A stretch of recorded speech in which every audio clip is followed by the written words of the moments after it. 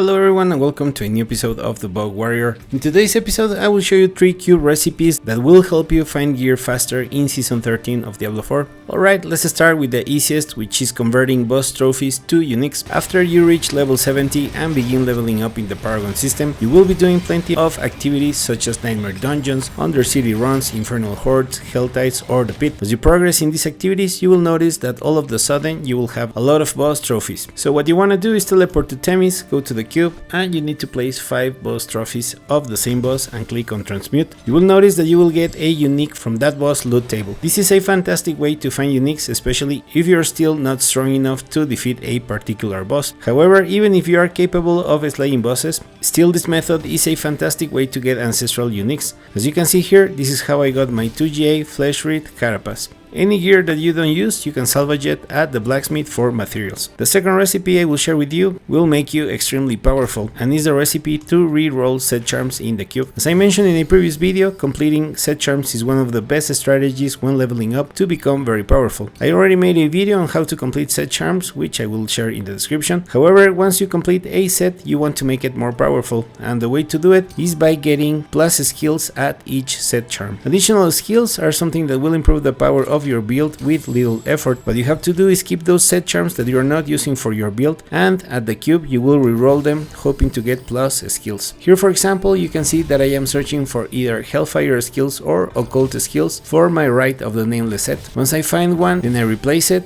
and I move on to the next piece until all 5 pieces have plus skills. The last recipe is to convert 5 Nightmare Dungeon keys to an Escalation Nightmare Sigil. The reason why you wish to run Escalation Nightmare Sigils is because they are the best source to find everything. From Horadric Strong Rooms and Treasure Bridge dungeons that will give you up the sight, to defeating Astaroth and collecting uniques that are only available at this boss, Escalation Nightmare Dungeons have it all. So you want to start running these dungeons as soon as possible. In order to get those keys, go to the cube and add 5 Nightmare Dungeon Sigils of any type and click on Transmute to get an Escalation Sigil.